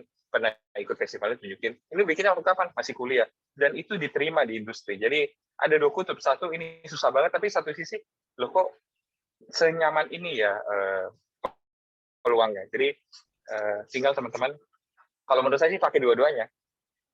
Lihat persaingannya sulit, jadi maksimalkan effort belajarnya, lipat kali gandakan. Tapi lihat kemudahannya sebagai harapan bahwa kalau saya sungguh-sungguh, mungkin saya cukup beruntung punya jalan lanjut dari sutradara. Jadi lihat kedua kutub itu. Kira-kira itu.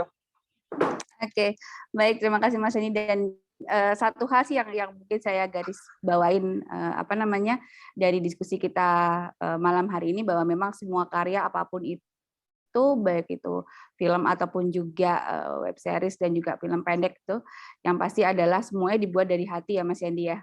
Itu paling penting ya. Betul. Oke, baik Mas Yandi, terima kasih atas waktunya malam hari ini. Banyak insight yang bisa kami dapatkan. Kemudian juga banyak juga sharing pengalaman yang pada akhirnya bisa memperkaya kami juga untuk terutama ini kebetulan mahasiswa yang hadir di sini ada dari mahasiswa kelas digital marketing, kemudian digital marketing communication, kemudian juga ada dari teman-teman dari laboratorium kimia komunikasi dan juga creating ya, laboratorium iklan gitu. Jadi mungkin apa hal yang kita bahas hari ini sepertinya akan sangat-sangat memberikan insight bagi teman-teman semua, tentunya semua dari mahasiswa ilmu komunikasi. Terima kasih Mas Yandi atas waktunya. Terima kasih juga atas kesediaannya.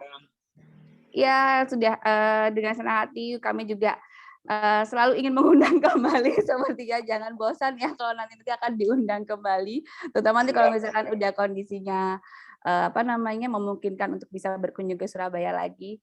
Amin. Kan bisa main. Atau mungkin kalau misalkan nanti promo film terbarunya atau karya terbarunya ke Surabaya, kabarin saya pastinya. Siap. Coba deh.